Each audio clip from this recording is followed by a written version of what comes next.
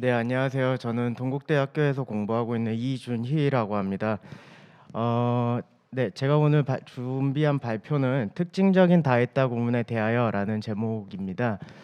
굉장히 생소하시게 느끼실 것 같은데요. 사실 그 대표적인 예문으로는 어쩐지 나한테 잘해준다 했다라고 제가 부제로 달아놓은 예문이 있을 것 같습니다. 어, 앞서서 허인영 선생님께서 25분 발표에 25장의 PPT를 준비해서 굉장히 좀 많이 생략을 하면서 진행을 하겠다고 하셨었는데요. 저는 그거보다 좀 더 많아서 어, 좀 많은 부분을 생략을 하면서 진행을 해보도록 하겠습니다. 네, 구성은 다음과 같습니다. 여기에서 처음에는 어쩐지 나한테 잘해준다 했다류의 구문의 양성과 특징을 살펴볼 예정이고요. 그 다음에 다했다 구문의 발화 맥락과 인지 과정을 살펴볼 것입니다. 그 다음에 마지막으로는 다했다 구문의 기능으로 판단이 되는 뒤늦은 깨달음과 얼마나 부합을 하는지를 살펴보도록 하겠습니다.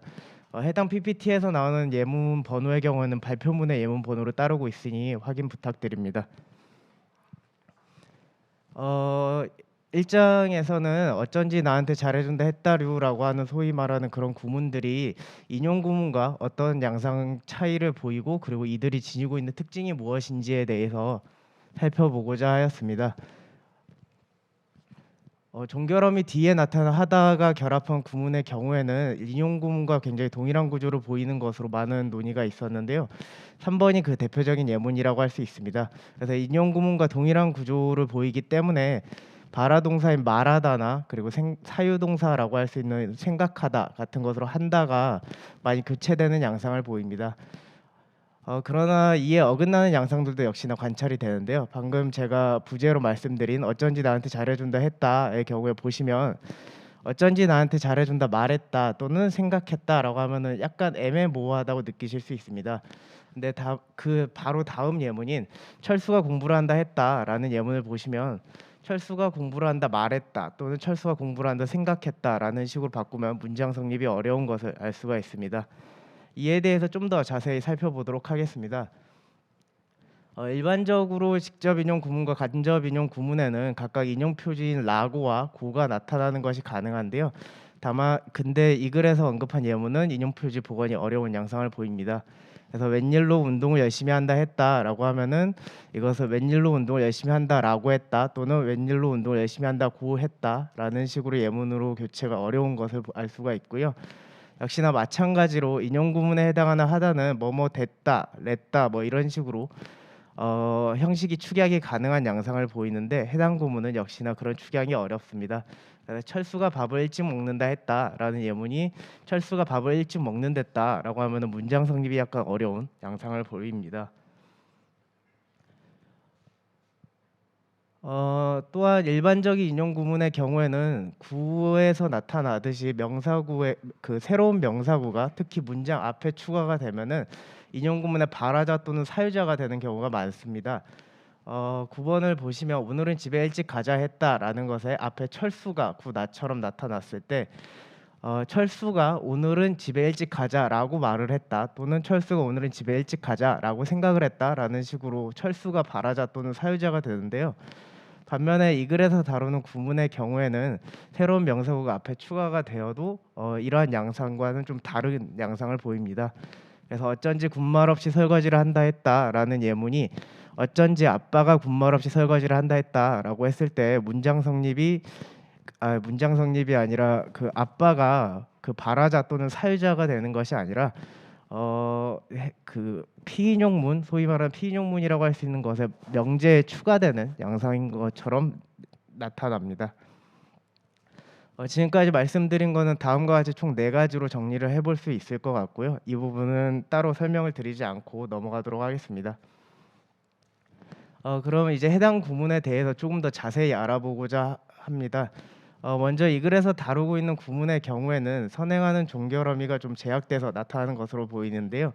주말인데 영희가 일찍 일어난다 했다라는 예문을 보았을 때 이것을 이 10이 나다라처럼 일찍 일어나냐 했다 또는 일찍 일어나라 했다 또는 일찍 일어나자 했다로 바꿨을 때 문장 성립이 안 되는 것을 알 수가 있습니다.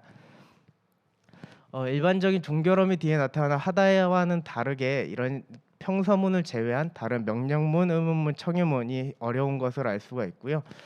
이것을 통해서 선행하는 종결 어미가 약간 다로 고정이 되어 있다라는 것을 좀 파악을 해볼 수 있을 것 같습니다.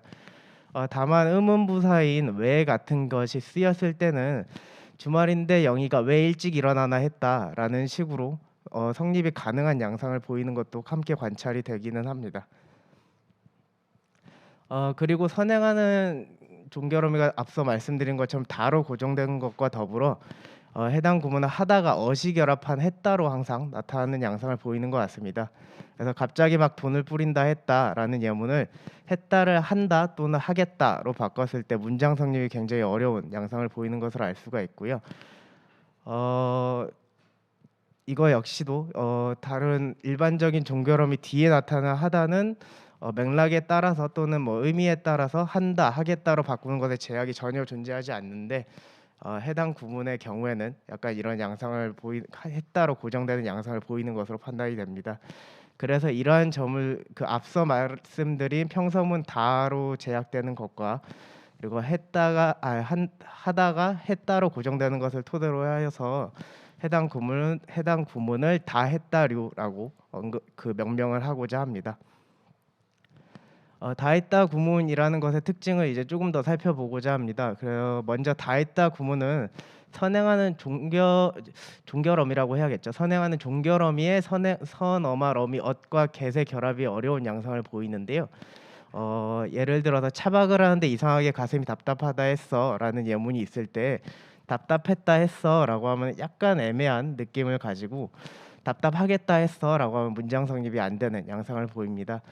전형적인 인용 구문은 일반적으로 지금 제가 여기에 작성해 놓은 것 같은 구조를 지니고 있습니다. 그래서 발화자와 발화동사 또는 뭐 인지동사가 있고 그 안에 내포되어서 피인용문이 내포되어 있는 양상을 지니고 있는데요.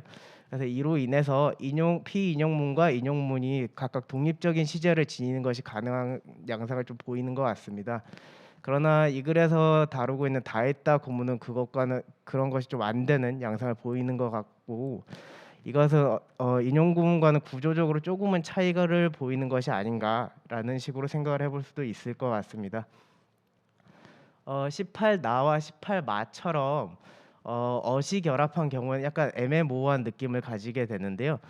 이 경우에는 제가 생각을 하기에는 구조적으로 약간 모호하게 변했어도 그 발화동사 인지동사라고 발화동사 인지동사에 대응되는 했다와 같이 똑같이 과거형으로 시제가 동일하게 나타나서 약간 모호한 것처럼 나타나는 것이 아닌가라고 생각을 해보았습니다. 또한 해당 구문은 인칭에 따른 제약도 조금 나타나는 것 같습니다. 그래서 아기가 조용하다 했다라는 예문이 너는 또는 철수는과 같은 2인칭과 3인칭이 나타나는 문장 성립이 어려운 양상을 보이고요. 역시나 이것도 인용 구문과는 조금 다른 차이를 보이는 양상이라고 할 수 있을 것 같습니다. 특징적인 점이라고 할 수 있는 것은 이 다했다 구문은 1인칭 명사구가 안 나타나는 것이 좀 더 자연스러운 것 같고 좀 선호되는 것 같고요. 도리어 1인칭 명사구가 나타났을 때는 기존 의미와 더불어서 무언가 추가된 의미가 나타나는 것 같습니다.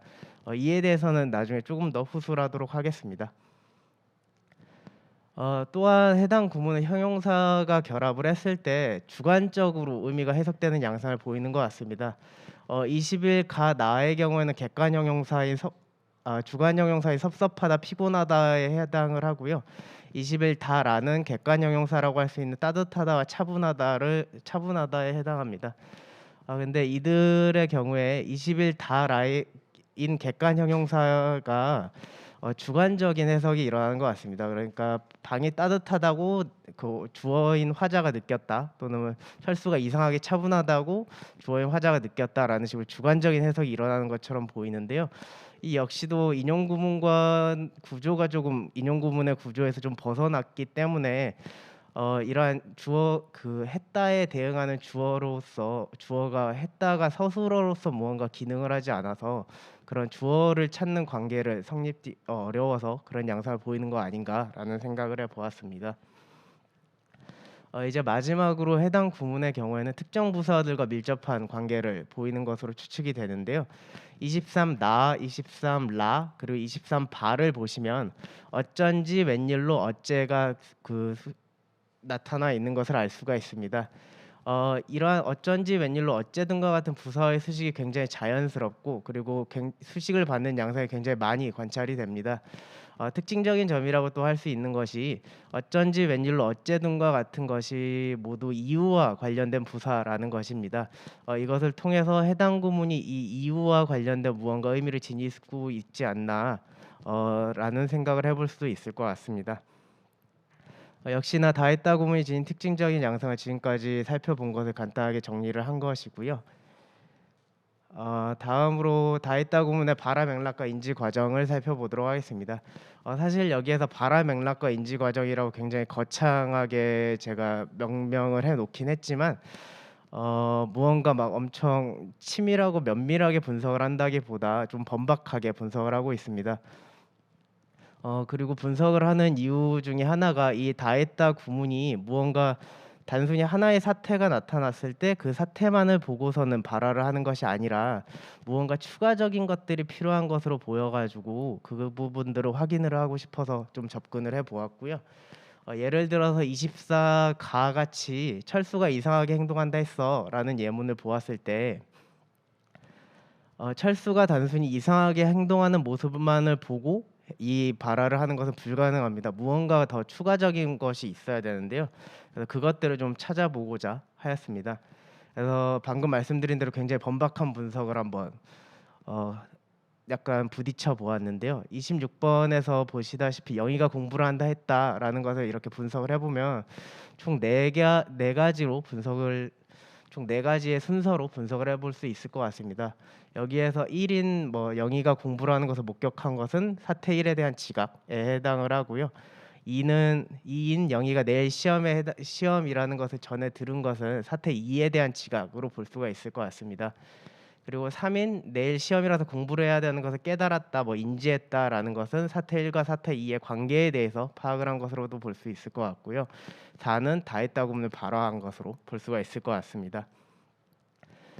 이것을 통해서 몇 가지 특징을 알 수가 있을 것 같은데요. 먼저 다했다 구문이 결합하여 나타나는 것은 사태 1에 대한 지각인 1번 그러니까 영희가 공부를 하는 것을 목격한 이것에 해당한다는 것입니다. 그리고 이것을 통해서 해당 구문이 했다로 형식이 고정되는 것으로 판단을 해볼 수 있을 것 같습니다. 다했다 구문의 경우에는 사태 2에 대한 지각이 일어나고 그다음에 사태 1과 사태 2에 관계된 인지까지 발생한 이후에 발화하는 것으로 추측이 됩니다. 근데 실질적으로 결합하는 것이 사태 2에 대한 지각보다 훨씬 더 이전인 사태 1에 대한 지각인데요. 그렇기 때문에 항상 했다로 고정이 되어서 과거 시제로 나타나는 것이 아닌가라고 볼 수 있을 것 같습니다. 그리고 이때의 사태 1의 경우에는 평소와 다르거나 알던 것과는 다른 즉 일반적이지 않은 사태에 해당하는 것 같습니다. "영희가 공부를 한다 했다."라는 이 예문을 다시 보면 평소와는 다르게 공부를 하는 모습을 목격했기 때문에 해당 발화가 가능한 것 같습니다. 만약에 영희가 굉장히 성실한 학생이어서 항상 공부를 매일매일 꾸준히 하는 학생이 꾸준히 하는 친구였다면 "영희가 공부를 한다 했다."라는 발화가 불가능한 것을 알 수가 있습니다. 다음으로 각 사태의 지각 순서가 고정되어 있는 것으로 판단이 되는데요. 이게 좀 무슨 말인가 싶으실 수도 있는데 사실 그렇게 특별하지는 않고요.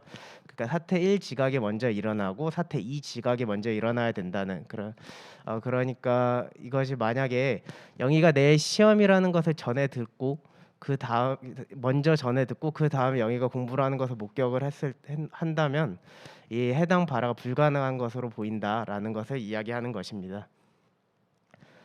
그리고 다했다 구문은 사태 2가 사태 1의 원인 또는 이유에 해당을 하고, 그리고 사태 1은 그 원인 또는 이유에 대한 결과에 해당하는 것으로 판단이 됩니다. 그래서 역시나 마찬가지로 "영희가 공부를 한다 했다."라는 예문을 보면 영희가 내일 시험이라는 것을 전에 들은 것이 시험이라는 것이 그 사태 1인 영희가 공부를 하는 이유이고 원인이라고 볼 수가 있을 것 같습니다. 그래서 이러한 관계를 맺고 있다라는 것을 말씀을 드리는 것이고요. 이로 인해서 사태 2 지각이 이루어진 뒤에야 사태 1과 사태 2의 관계에 대한 인지와 사유가 일어나고 다했다 구문이 발화가 가능한 것으로 보입니다. 원인 또는 이유에 해당한 것을 지각하게 되면서 두 사태가 이루고 있는 관계에 대해서 파악을 할 수가 있어지기 때문입니다. 이유와 관련된 부사어가 특정 부사어의 수식을 굉장히 용이하게 받고 자주 관찰되는 것을 말씀을 드린 바 있는데요. 이것의 경우에도 이러한 관계를 이들이 맺고 있기 때문에 나타나는 것이 아닌가라는 생각을 해 보았습니다. 다만 여기서 언급하는 이 관계라는 것이 굉장히 논리적일 필요는 없다고 생각이 들었습니다. 그래서 31 번의 예문들을 보시면 여기에서 앞선 설명에서 이유와 결과라고 이야기를 했을 때 예를 들어 30일 다를 보시면 이 괄호 안에 있는 역전패를 당할 진 팀을 보는 것이 이것이 진 팀이라는 사태가 역전패를 당한 진 팀이라는 사태가 이유에 해당을 하고 웬일로 초반에 점수를 딴다 했다라는 것이 결과에 해당을 합니다. 그래서 이건 사실 논리적으로 전혀 말이 안 되는 양상이라고 할 수가 있는데요. 근데 또 생각을 해보면 모든 인지와 사유라는 것이 사람이 하는 모든 인지와 사유라는 것이 실제로 논리적으로만 항상 흘러가는 것은 또 아니라고 생각이 듭니다.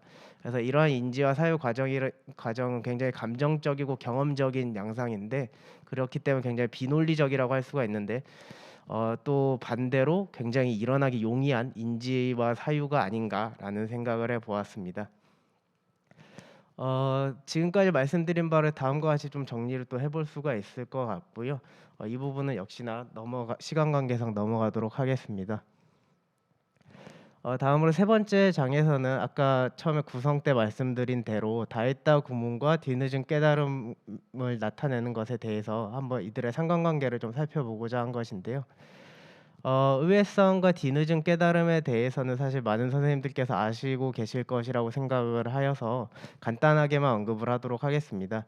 의외성이라는 것은 문장이 나타내는 명제가 화자의 기존 지식 체계에 존재하지 않는 뜻밖이고 새로운 정보라는 것을 나타내는 문법 범주라고 할 수 있을 것 같습니다.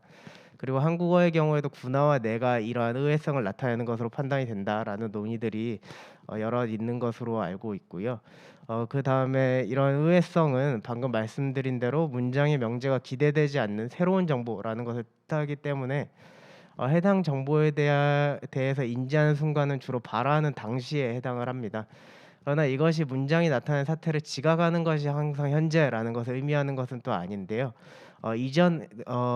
다시 말해서 이전에 일어난 사태를 지각을 하고 이전에 일어난 사태를 그 이전에 지각을 한 상태에서 그것에 대한 인지는 이후에 나타나는 것이 가능합니다. 그래서 이런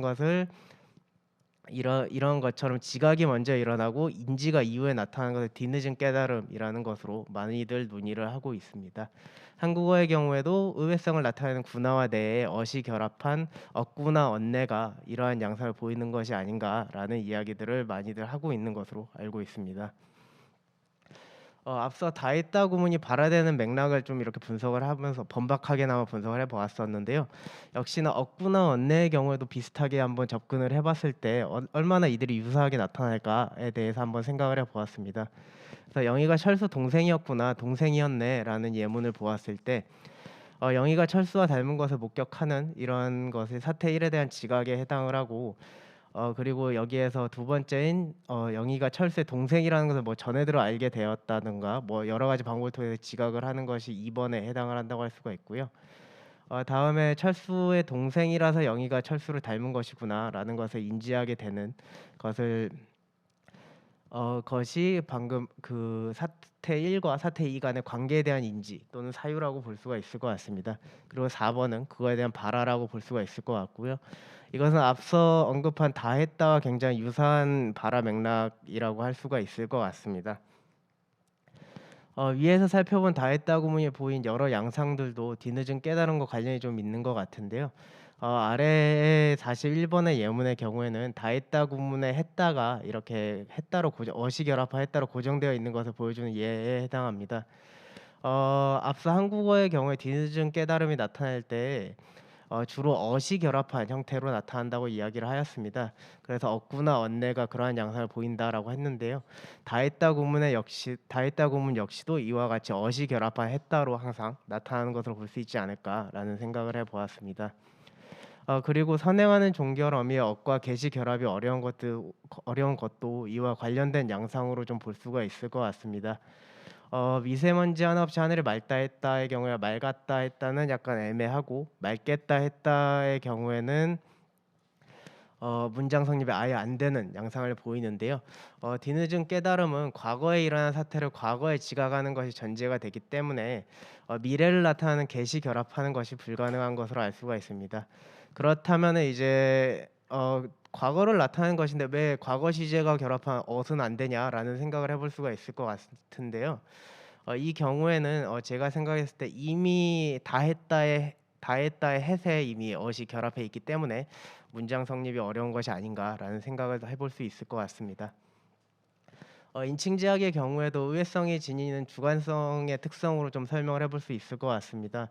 의외성이라는 것은 개념상 화자가 기존에 가지고 있던 지식과 그리고 문장에 나타나는 명제의 정보를 검토하는 심리적 과정을 거치기 때문에 자연스럽게 주관적인 성격을 지니게 됩니다.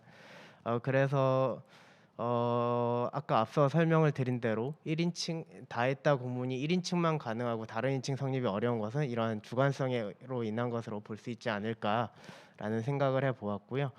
그리고 형용사 유형에 상관없이 주관적으로 해석되는 건 역시도 방금 말씀드린 주관성과 화자지향성으로 인한 양상으로 볼 수가 있을 것 같습니다. 또한 이러한 주관성과 화자지향성을 지니기 때문에 해당 구문의 경우에도 독백이나 뭐 이런 식으로 굉장히 발화가 많이 나타나는 것으로 알 수가 있을 것 같습니다.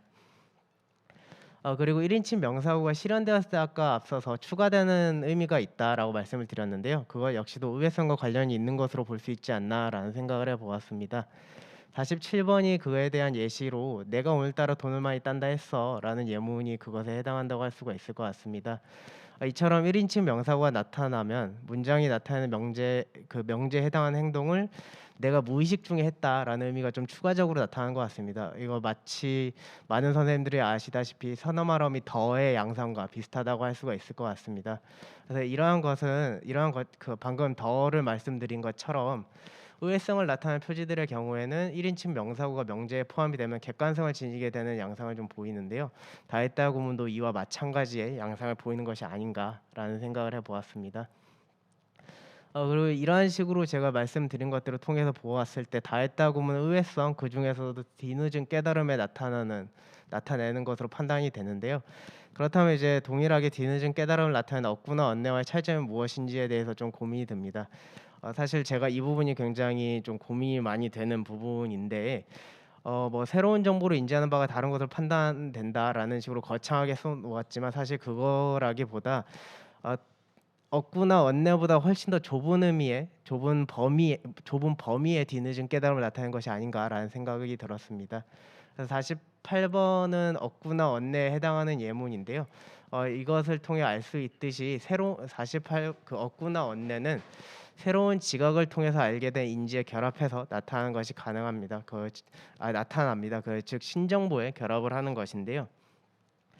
반면에 다했다 구문의 경우에는 사태 1에 대한 지각에 결합을 합니다. 앞서 이것은 설명을 드린 바와 같이 이거 50번이 그것의 사태 1에 대한 지각에 해당을 하고요. 그다음에 이와 관련해서 또 다했다 구문이 다음과 같은 양상에서도 좀 차이를 보이는 것으로 보이는데 51번과 같이 누군지 몰랐는데 선생님이었구나 뭐 이런 식으로 사태 1에서 명확히 지각을 하지 못했거나 잘못 지각한 것을 사태 2의 지각을 통해서 새롭게 명확하게 알게 되었을 때 그러니까 명확하게 무언가를 알게 되었을 때가 억구나 원내는 가능하지만 다했다는 이러한 구문을 만들기가 굉장히 어려운 양상으로 보입니다. 이처럼 다했다 구문이 억구나 원내와 동일하게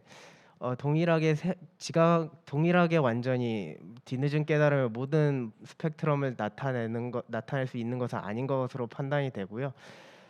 이 글에서는 이러한 양상이 나타나는 이유를 다했다 구문의 경우에는 신정보로 인지하는 것이 훨씬 더 좁은 범위인 단순히 사태에 대한 좁은 범위인 이전에 일어난 지각한 사태와 현재 지각한 사태 간의 관계인 그러니까 이유와 결과인 관계에 대해서만 나타내기 때문인 것으로 판단을 하였습니다. 그래서 앞서 설명드린 두 가지 양상이 나타난 것이 아닌가라고 생각을 해 보았고요. 그러니까 다시 말씀드리듯이 억구나 언내보다 훨씬 더 좁은 범위의 뒤늦은 깨달음을 나타내는 것이 아닌가라는 생각을 해 보았습니다. 이 부분은 내용 정리이기 때문에 역시나 마치 따로 설명을 드리지는 않고요. 제 발표는 여기까지 하도록 하겠습니다. 부족한 발표를 들어 주셔서 감사합니다.